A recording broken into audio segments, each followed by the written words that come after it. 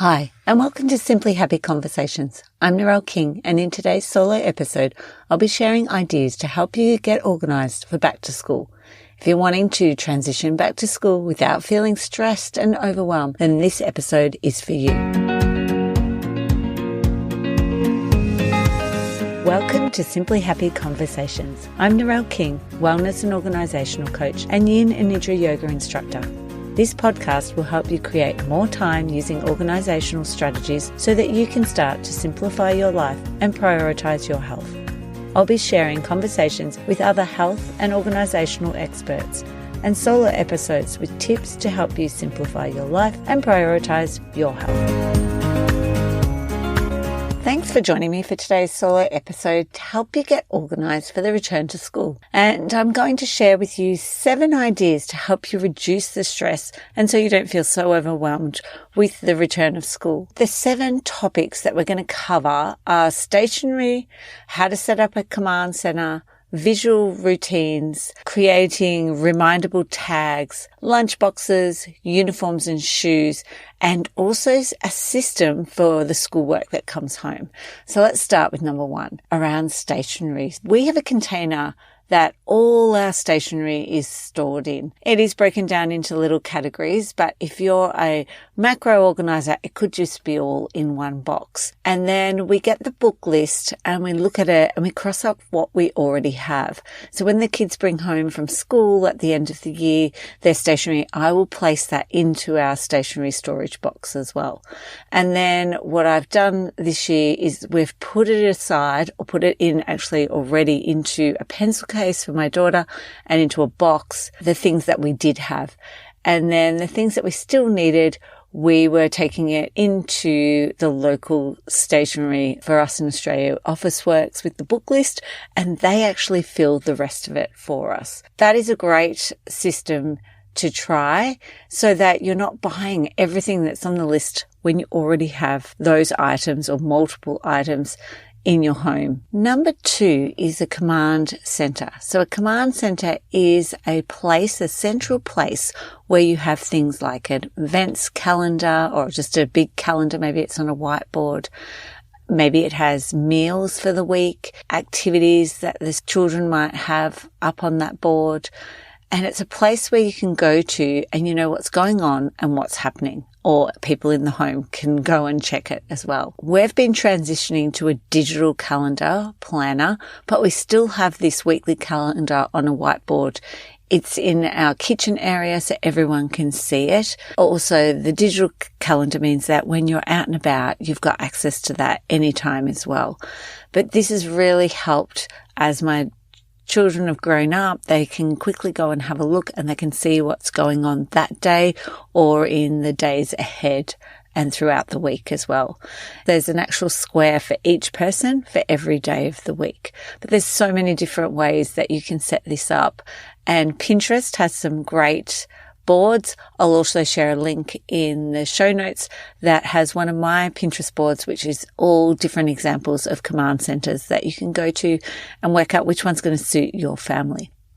Number 3 is a visual routine. Visual routines are like tasks that yourself or your children need to complete to be able to do something effectively. So it might be before they go to bed. It could be in the morning. It could be helping them to pack their bag. For younger children, when they need to complete like daily tasks to be able to gain that independence, a visual schedule or visual list saves you having to nag or explain, the regular tasks that they need to do. And if it's able to be moved down, so it might have a paperclip, it might be a magnet.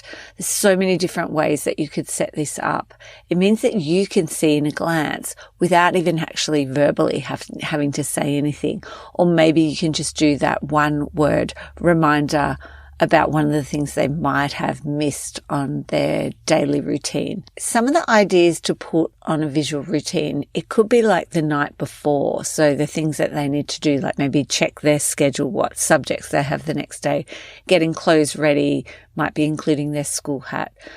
There might be then one for a morning routine. So this could be like breakfast, get dressed, pack lunch, pack drink bottle, make bed, brush and do hair, brush teeth, whatever the things are, expectations that you would like them to independently start to do on their own. After school routine, it might be putting shoes away, putting your lunchbox on the sink, emptying your bag. So the notes and the work in like maybe a reader pocket that they might have need to be put in a specific spot. Put their bag away, change out of their uniform, do homework, eat afternoon tea. All of these list of visual routines could be placed on little magnets as visuals, and they move it across when they've done it. I've seen it as like little flaps, and they've close it when they've done them. There's just so many different ideas of different ways that you can do it. Oh, I've seen this beautiful one. Actually, I'll share a link of wooden ones, wooden little blocks, and they can move them once they've done them. Number 4 is to create remindable tags. So this sort of actually links in well together with the visual routines, because if they have things that they need to take to school, they need to have with them, then you could use these remindable tags. And my kids still have them, and they're not young. They're in high school and one's in grade 6, but they still have these tags, but theirs is actually like a list on the front door as they're leaving. But when they were younger, they had the tags, a visual picture of it. It could be on their school bag, it could be on their lunchbox, anywhere that they might get to see it a lot. And this is going to help to remind kids to put those things in their school bag and make sure that they're not missing anything that's important. So like on the front of our door, our school bag checklist last year is your lip balm in your bag, your hat, your bus pass, your technology. It was like an iPad or a laptop, lunchbox, drink bottle. So all of those things at a quick glance, they could see and go, yep, I've got all those, and then head out the front door. 5 is lunchboxes. Deciding on a lunchbox or a drink bottle that will suit your child's needs. Things that you need to consider is what they like to eat for lunch and what they'd like to take in their lunchbox if they go to school. Do they eat sandwiches? Do they prefer to have something hot? So they might be looking at a thermos that's going to keep it warm all day. Do they like to have a small selection of different items, and maybe it's a bento box that would be better suited? Also, do they have access to be able to put their lunchbox back away? Is it hot weather where you live that you need to have an ice pack that can go in with the lunchbox? And that might mean it needs a little bag, a freezer type bag that it can be stored in. So the next bit to look at is a drink bottle. Is like, how much water do they need to take at school, and do they have access to taps? When we're looking at our lunch boxes, then we need to also consider where we're going to store them. If there's multiple children in the home, then how are we going to organize this? For ourselves, we have one drawer, and it has a little box that has all the lids, and they're all together for all the drink bottles that we have. I've got all of the actual drink bottles lying down. I've also used containers that are upright, like a magazine style holder, and place the drink bottles in that before as well for clients. And then our lunch boxes, we have one each, is then in that container as well. And there's some small little containers for snacks that are also separated into the lids and the containers. One of the things that I have actually purchased over the past 12 months is this great little brush, and I'll share a link for it, but like it's a bento brush, and it's got a few different attachments on it, so you can get into that bento box and clean them really well without any mold building up or anything like that, because it gets into all these tiny little nooks and crannies for you. And the third thing we need to consider when it comes to lunch boxes is the food that you're going to send along to school in their lunch boxes. Is there something that you're able to prep on a weekend and maybe cook up and do it in bulk and place it in your freezer, because it actually stores well? And it just means that you've got things on hand. This could also be done like 2 weeks prior to school going back. And it just gives you a bit of a reprieve once school goes back to be able to focus on other things rather than having to worry about healthy snacks. So some of my favorite things I like to freeze are muffins, little biscuits, bliss balls, and muesli bars that I've made myself and placed them in small containers. So there's some ideas. There's some great healthy recipes out there that you can grab. So number 6 is uniforms and shoes. So at the end of the year, I get my kids to go through their whole uniforms, and we try on at least one top and then one shorts, pants or skirt, whatever they wear on the bottom, or if it's a dress.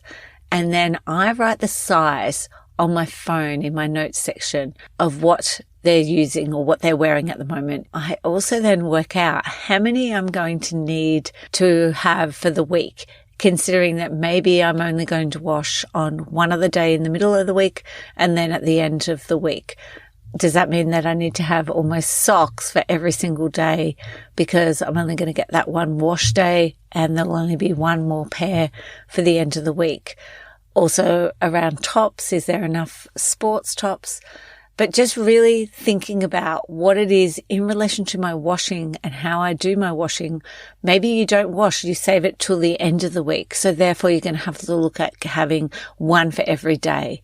And that might be the easiest way for you to manage school uniforms. Or you might be the type of person who likes to do one load of washing every single day and just stay on top of it that way. So therefore you might be able to handle only having, 2 uniforms. I know as my daughter has gone into high school, the uniform is a lot more expensive than the one from primary school. So it's also maybe around finances and how many uniforms we can afford to have and whether we need to just be washing more regularly. Another thing is to get them to try on their shoes. Now it depends. Like we have a really long summer break between our 2 school years starting. So they might be that chance of feet growing over the summertime, but most stores are really good at taking them back at the last minute. So I've found that I generally will try to get them as soon as Christmas is finished when the school stock comes in. I'll also check socks and hats as well and write them again on my phone so I've got them when I'm out and about. And then we need to think about where we're going to store all our kids' uniform, shoes. For myself, we have got now 2 containers for their shoes, one for each child, and they're stored in a cupboard at the front door. And it means that all shoes are actually in there. They used to have it in one basket and that worked well when they were smaller, but now that their shoes are a bit bigger, we've now moved them into a box each. We also had a central sock basket for a while as well. So any white socks were all in there, and that was because they were pretty much wearing the same size socks for a while. Also thinking about where you're going to store their uniforms. What's going to be the best way for your child to access it, maybe put it away, be able to get it down? Is it going to be drawers, or is it hanging, or is it even just one of those cube little squares that you can place all the uniforms in? It may be a uniform that doesn't require folding. So therefore those cubes might be a great place and really easy for your child to be able to access, put away, but also get out themselves and develop that independence. So thinking about maybe how you're going to store them as well as how you're going to categorize them. Are you putting like their sports uniforms together, pants together and tops together, or can those things be all together in just one place? Working out what's going to work best for your child and also to encourage independence as well. Number 7 is a system for schoolwork. So having some way that's going to work when your child brings home their work from school, but having that set up before school starts will really help with decluttering process and make it a lot easier. Process we used to use was it comes home, it was stored on the fridge, which it still is, for about a week. And then at the end of the week, we would move it from the fridge and I would give it to the child to put in their bedroom. And they actually had a pin board in their room. So they'd take the schoolwork and certificates and put it on their pin board. And then at the end of the month or term, I would get them to decide whether they want that to be kept and archived or whether it could just be recycled. By allowing them to share and display it in our common area, it actually helps to decrease the attachment to the schoolwork over time and then helps to reduce clutter. Teachers use this same process at school. They display the work and then at the end of the term or the end of that unit of work, they'll send it home and then place new work up. That system can work really well just in your home. And I've really seen it help reduce that attachment and build up of clutter in homes. So let's just recap and go through the 7 things. So number 1 was stationery. So having a central container for stationery to be stored and then looking at the book list and ticking off what we already have. Number 2 was a command center. So finding somewhere central to display your calendar events. Number 3 was visual routines, a list of visuals that you have of the tasks or routines that you'd like your child to be able to do independently. Number 4 was creating remindable tags or just remindable list of things that they need, a checklist, and also looking at lunchbox snacks and prepping before school actually goes back. Number 6 was uniforms and shoes. So looking at what sizes, where are you going to keep that size? Is it on your phone when you're out and about that it's going to be easy to access? And then where you're going to store maybe the shoes and socks, and also what's the best way to store the uniforms for your child? And number 7 was having a system for schoolwork when it comes home and displaying it. So I hope by sharing these ideas to help you get organised to return to school smoothly will help reduce the stress and overwhelm. Remember, even the best routines take time and not every school morning will be easy. Feeling prepared does make it easier though. Thanks for listening to Simply Happy Conversations.